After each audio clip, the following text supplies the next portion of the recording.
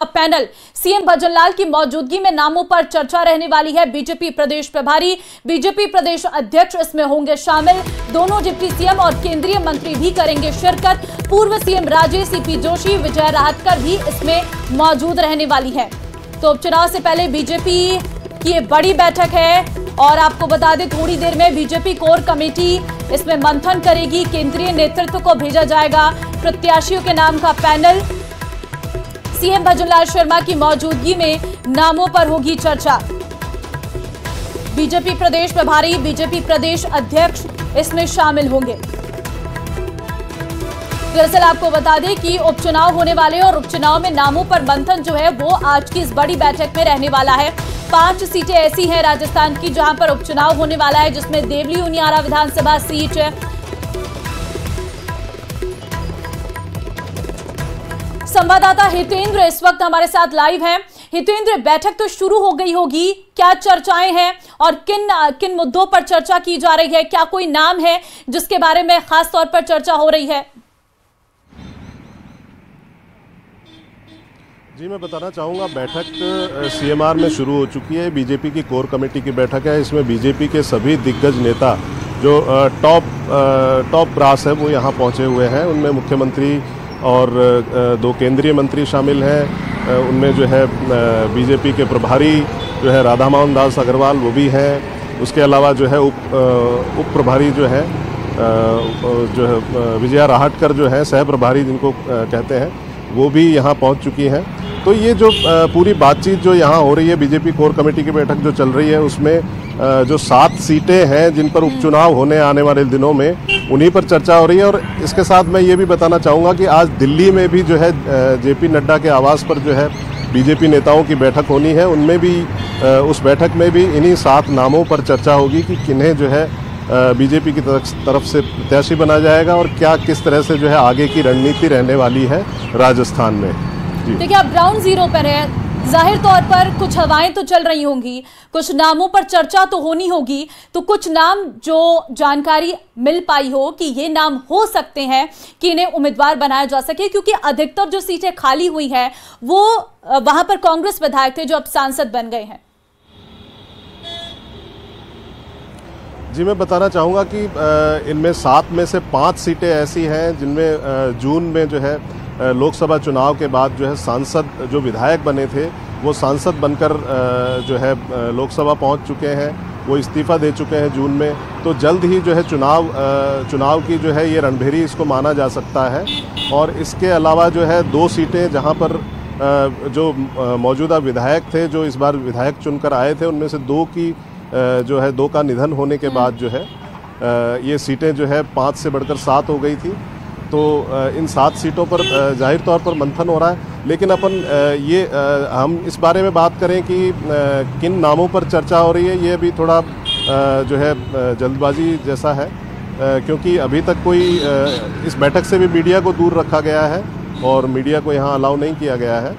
और जितनी जानकारी है वो अभी सिर्फ उन लोगों के बारे में है जो वहाँ बैठक में हैं और किस बारे में चर्चा हो रही है। ये 5 सीटें जहाँ पर उपचुनाव होने वाले हैं हितेंद्र, इनके बारे में कुछ जानकारी जो बीजेपी के लिए कितनी मुश्किलें हैं ये सीटें और क्या रणनीति जो है वो बीजेपी की रहने वाली है, क्योंकि अभी हरियाणा के विधानसभा चुनाव हुए जहां पर भारतीय जनता पार्टी को अच्छी जीत मिली है और उससे बीजेपी उत्साहित भी है और इसीलिए पूरी जोर आजमाइश जो है इन उपचुनाव वाली सीटों पर भी भारतीय जनता पार्टी की ओर से किया जा रहा है। कहां पर मुश्किल है जिन पर काम करने की बीजेपी को बहुत ज्यादा जरूरत है अभी?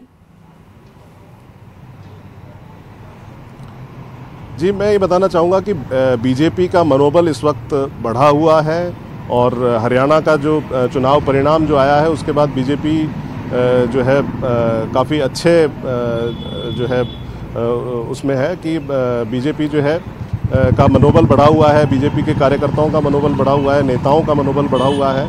और जहाँ तक सवाल है सीटों पर उम्मीदवारी का, तो वो जो है यहाँ से नाम फाइनल किए जाएंगे, उसके बाद ही कुछ पता चल पाएगा कि किन के नाम फाइनल हुए हैं। कुछ एक जो है जो नाम है उन पर चर्चा हो रही है।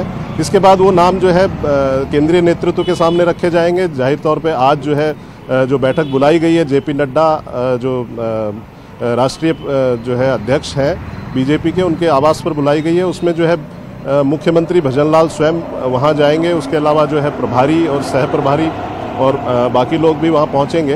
तो वहीं से जो है नामों पर अंतिम मोहर लगेगी। लेकिन यहाँ से कुछ नामों को ये बात सही है कि यहाँ से बैठक में पूर्व सीएम वसुंधरा राजे भी मौजूद है, बातचीत हो रही है। जी, वसुंधरा जो पूर्व सीएम है वसुंधरा राजे, उनके आने की इस बैठक में अभी तक कोई सूचना नहीं है। और जैसा कि मैंने पहले भी बताया कि यहाँ जो है मीडिया को इससे दूर रखा गया है और अभी जो हम जिन जगहों पर खड़े हैं वहाँ से हमें ऐसी कोई सूचना मिली नहीं है कि वो आई है। ठीक है, ये जहां पर उपचुनाव होने वाले हैं उन सीटों का समीकरण अगर आप उस पर नजर डालें तो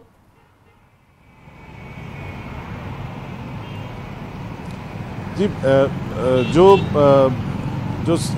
इन सीटों के जो समीकरण है उनके हिसाब से तो जो है कुछ सीटें जो है एससी की भी हैं, कुछ सीटें एसटी की भी हैं।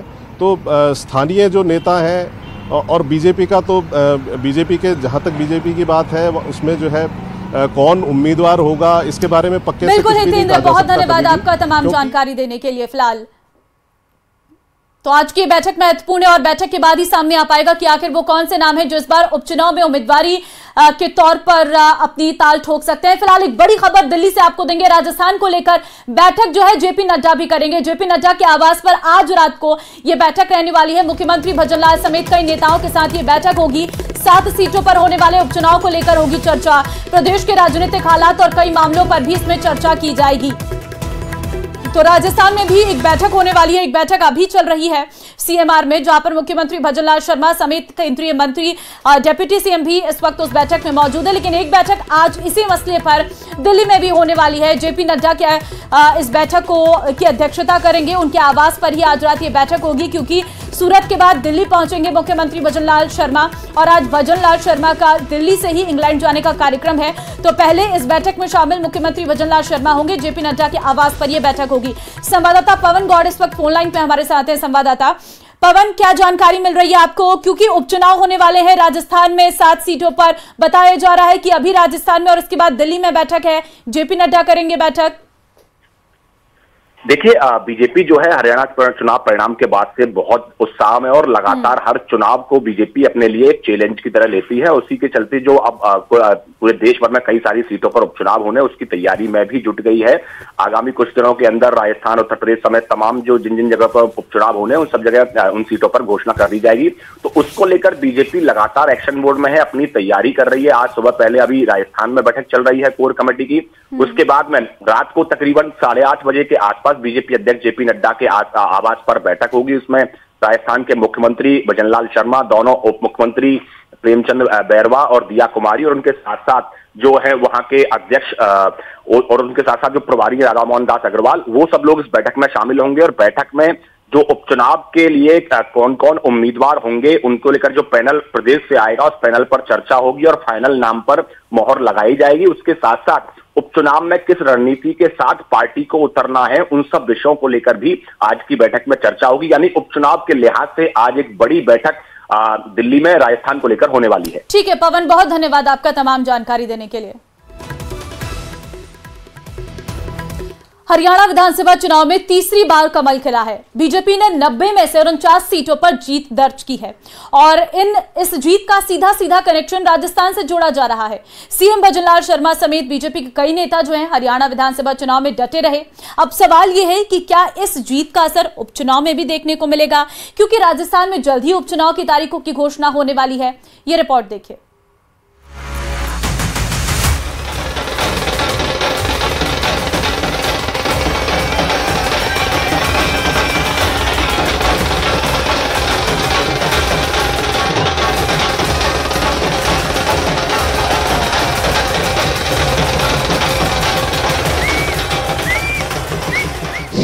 हरियाणा में जीते राजस्थान की बारी। नरेंद्र मोदी जी जिंदाबाद, जिंदाबाद, जिंदाबाद। बीजेपी में उत्साह, कांग्रेस में टेंशन। समीक्षा करना आवश्यक भी है क्योंकि परिणाम बड़े अप्रत्याशित रहे हैं। सब एक तरफ बता लेते कांग्रेस के बारे में, अचानक ही परिणाम बिल्कुल उल्टे आ गए। उपचुनाव पर पड़ेगा नतीजे का असर।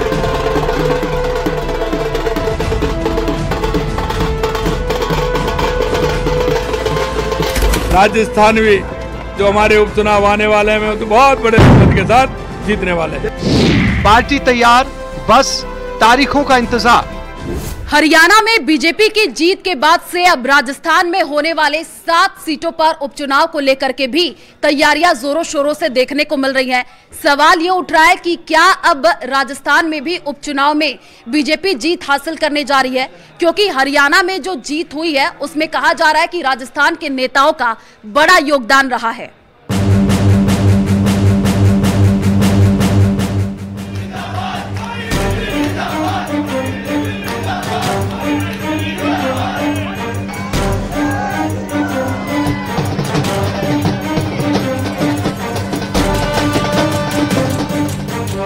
प्रदेश प्रभारी के तौर पर सतीश पूनिया हरियाणा चुनाव में डटे रहे थे।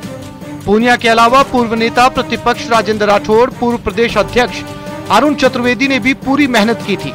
सीएम भजनलाल शर्मा ने भी 6 सीटों के लिए 7 जगहों पर रैलियां कर जनता से बीजेपी को वोट देने की अपील की थी। इसके बाद हरियाणा की जनता ने बीजेपी के नाम पर अपनी मुहर लगा दी। जिन सीटों पर गया उन पे हम सभी पर जीते हैं और हमारे कार्यकर्ता जिन सीटों पे अधिकतर गए हैं वो हमारे कार्यकर्ता भी वहां जीते हैं। मैं इसलिए कहना चाहता हूं, राजस्थान की आप बात कर रहे थे, मैंने वहां भी कहा और अब भी मैं कहना चाहता हूं, चिंता मत करिए, राजस्थान भी जो हमारे उपचुनाव आने वाले हैं तो बहुत बड़े बहुमत के साथ जीतने वाले हैं। हरियाणा की जिन 6 विधानसभा सीटों पर सीएम भजनलाल शर्मा ने प्रचार किया था, उनमें सभी सीटों पर बीजेपी ने जीत दर्ज कर ली है। अब अगर राजस्थान में होने वाले उपचुनाव की बात करें तो जिन 7 विधानसभा सीटों पर उपचुनाव होना है उनमें झुंझुनू, देवली उनियारा, दौसा, चौरासी, खींवसर, सलूम्बर और रामगढ़ विधानसभा सीटें शामिल है। अगर हरियाणा विधानसभा चुनाव से राजस्थान के उपचुनाव के कनेक्शन की बात करें तो प्रदेश के 5 जिसमें हनुमानगढ़, चूरू, झुंझुनू, अलवर और भरतपुर की सीमा हरियाणा से लगती है। इन जिलों की सीमा से सटी हरियाणा की 15 विधानसभा सीटें हैं, जिसमें एलनाबाद, डबवाली, रनिया, फतेहाबाद, आदमपुर, लोहारू, तोशाम, बाडड़ा, महेंद्रगढ़, नांगल, चौधरी का नाम शामिल है। ऐसे में रामगढ़ और झुंझुनू सीट पर होने वाले उपचुनाव पर इसका सीधा असर पड़ सकता है। बीजेपी का जोश हाई है तो वहीं कांग्रेस खेमे में निराशा साफ दिखाई दे रही है। हरियाणा चुनाव में कांग्रेस को काफी उम्मीदें थी, लेकिन जो नतीजे सामने आए उसने निराश कर दिया। ऐसे में राजस्थान में अब जो है राजस्थान कांग्रेस ओवर कॉन्फिडेंस को लेकर के काफी ज्यादा चिंता में है। प्रदेश के सरहदी राज्य की चुनावी हवा प्रदेश में क्या असर दिखाएगी, इसका डर शायद कांग्रेस और प्रदेश में उपचुनाव की तैयारी और मजबूत करने पर सोचने को मजबूर कर रहा है। देखिए, तो लोकल चुनाव है, यहाँ के चुनाव है, इसमें कोई असर देखने को नहीं मिलेगा। पर चुनाव कोई पार्टी हारती है मान लो, तो कार्यकर्ताओं में चाहे वो प्रदेश हो चाहे देश हो, थोड़ा बहुत तो फर्क पड़ता ही पड़ता है, इसे हमें स्वीकार करना चाहिए। कांग्रेस ने प्रदेश सरकार की कार्यशैली और गुड गवर्नेंस को लेकर अपने प्रहार तेज करने की तैयारी कर ली है। हरियाणा चुनाव के दौरान प्रदेश पूर्व मुख्यमंत्री इसी दिशा में बोलते नजर आए और प्रदेश सरकार की अब तक के काम को लेकर सवाल उठाए गए। वहीं हरियाणा चुनाव पर मीडिया को वॉर रूम में बुलाकर भी डोटासरा कुछ नहीं बोले। अगर मान लो मैं अच्छी बात कहूँ, अभी तो उनकी गवर्नमेंट को 8 महीने हो गए हैं, ज़्यादा समय नहीं हुआ है, पर 8 महीने बहुत होते हैं। वो 4 साल कब तक बोलते रहेंगे, 5 साल, अब 8-10 महीने भी हो गए मान लो, तो उनको गवर्नेंस क्या हो रही है हर विभाग में, पेंशन नहीं मिली लोगों को। मैंने कहा डेंगू रोग है तो मैंने इसलिए कहा भाई कि सरकार का ध्यान जाए उसकी तरफ। जो स्कीम हमारी थी वो सब बंद हो रही है। राशन में जो किट मिला था, अनबना किट, मैंने कहा पहले भी फोटो बदल देते मुख्यमंत्री की, स्कीम बंद क्यों किया आपने, जो महंगाई के वक्त में राहत दे रही थी। तो आप अगर विश्लेषण करेंगे, हर स्कीम जो है, हर स्कीम या तो बंद कर रहे हैं या उसको डाइल्यूट कर रहे हैं। ये जो बजरी माफिया, भू माफिया, लैंड माफिया, जितने भी पेपर माफिया जितने भी हैं, इनके खिलाफ सख्त कार्रवाई करो। लेकिन मेरा एक कहना है कि एक टाइम लिमिट करके एक चीज को तय कीजिए। आप केवल यही है कांग्रेस ये कर गई, कांग्रेस ये कर गई, कांग्रेस ये कर गई। अब तो भाई साहब 10 महीने हो गए, आपको बताना पड़ेगा आपने क्या किया। आप क्या करने जा रहे हो, आपका विजन बताओ, आपके काम बताओ, आपकी योजना बताओ, उस योजना का लोगों को क्या लाभ मिल रहा है वो बताओ। ऐसे ही घूम रहे हैं बिना कोई मिशन के, बिना कोई योजना के, बिना कोई बजट के। प्रदेश हरियाणा चुनाव के नतीजों ने कांग्रेस को वहां की गलतियों पर फिर से विचार करने पर मजबूर कर दिया है और बैठक कर रणनीति बनाने लगे हैं। हमारे कांग्रेस प्रेसिडेंट खड़गे साहब ने, राहुल जी ने मीटिंग बुलाई, बातचीत करी भी क्या हो सकता है, क्यों हुआ होगा।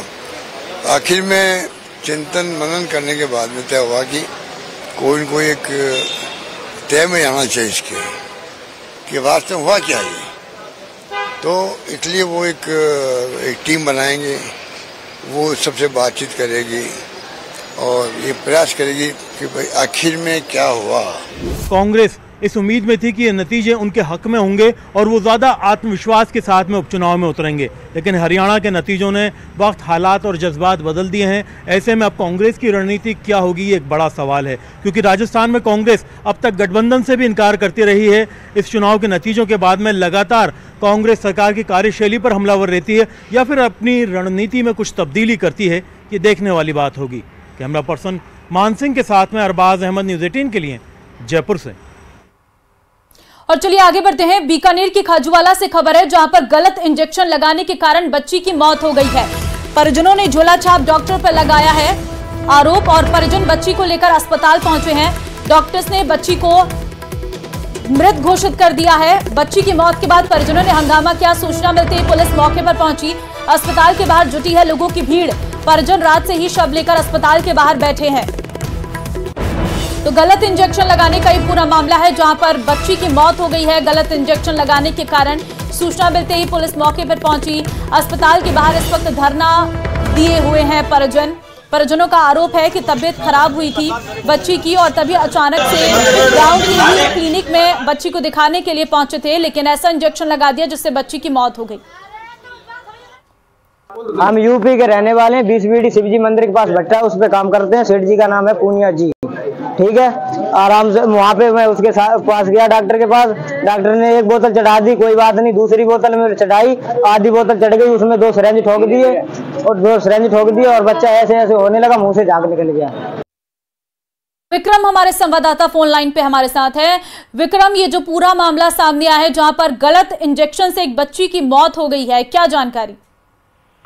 देखिए, निश्चित रूप से ये जो घटना है बड़ी ही गंभीर घटना है और इस तरह से जो ये छोटा छाप जो डॉक्टर्स हैं वो सीमावर्ती क्षेत्र के इलाके हैं, चाहे खाजूवाला हो, चाहे छतरगढ़ हो या पूगल हो, इस तरह इन जगहों पर इस तरह के डॉक्टरों की भरमार रहती है। लेकिन मजे की बात ये है कि जो चिकित्सा विभाग है, तो CMHO है, जिनकी ये जिम्मेवारी है किस तरह से कोई बिना जो डिग्री के इलाज नहीं करे, वो इस तरह के लोगों पर कार्रवाई नहीं करते हैं। उसी का नतीजा है कि आज एक बच्ची को अपनी जान गंवानी पड़ी और गलत इलाज के चलते जो है इस बच्ची की मृत्यु होगी और उसके बाद से परिजन है वो उस बच्ची की शव को लेकर अपना रोष जता रहे हैं। ठीक है, ये जो डॉक्टर जिसके कहने ये गलत इंजेक्शन लगा है, जिसे झोला छाप बताया जा रहा है, क्या उस पर कोई एक्शन अभी तक लिया गया? इस पूरे मामले पर पुलिस ने क्या किया एक्शन के तौर पर? देखिए, पुलिस ने तो वहाँ समझाइश की है। मामला जो है वो CMHO का बनता है, क्योंकि इस तरह के जो डॉक्टर्स हैं उन पर CMHO कार्रवाई करते हैं। लेकिन हैरानी की बात यह है अभी तक कोई भी जो चिकित्सा अधिकारी है वो नहीं पहुंचा है और ना ही इस तरह के जो चिकित्सक हैं उन पर ये कार्रवाई की जाती है। दिखाने के लिए जरूर इस तरह के क्लिनिक पर रेड की जाती है, लेकिन वो रेड करने के बावजूद भी वो जो क्लिनिक है वो बिल्कुल, और जमीनी स्तर पर इसीलिए ये झोला छाप डॉक्टर्स जो हैं वो पनप रहे हैं। बहुत धन्यवाद आपका तमाम जानकारी देने के लिए विक्रम। जैसलमेर से खबर है, जहां पर मूलसागर गांव में ट्रक और कार के बीच टक्कर हुई है। हादसे में 5 लोग गंभीर रूप से घायलों को अस्पताल में एडमिट कराया गया। कार सवार लोगों ने शराब पी रखी थी। हादसे के बाद ट्रक चालक मौके से फरार। पुलिस ने घायलों के बयान लेकर जांच शुरू कर दी है। तो मूलसागर गांव में ट्रक और कार के बीच टक्कर का मामला है। घायलों को अस्पताल में एडमिट करवाया गया है। तस्वीरें इस वक्त हम आपको दिखा रहे हैं। सामने की ये टक्कर है जो साफ तौर पर नजर आ रहा है। कार सवार लोगों ने शराब पी रखी थी, ऐसी जानकारी निकलकर सामने आई है। और हादसे के बाद ट्रक चालक जो है वो मौके से फरार हो गया है। तो गाड़ी का जो आगे का हिस्सा है वो पूरी तरीके से चकनाचूर हो चुका है। घायलों के बयान लेकर शुरू कर दी गई है जांच। चूरू से बड़ी खबर है जहां पर ज्वेलर्स शॉप में लाइव चोरी की तस्वीरें सामने आई है। 4 महिलाओं ने चकमा देकर चोरी की है। 28 ग्राम सोने की ज्वेलरी पार कर दी है और सीसीटीवी में कैद हुई है चोरी की वारदात। शिकायत के बाद पुलिस ने शुरू की है तलाश। एसबीआई के पास केडी ज्वेलर्स शॉप है जहां का ये पूरा मामला बताया जा रहा है। तो देखिए 1 2 3 महिलाएं आपको नजर आ रही होंगी। इन तीनों महिलाओं ने ही इस वारदात को अंजाम दिया है।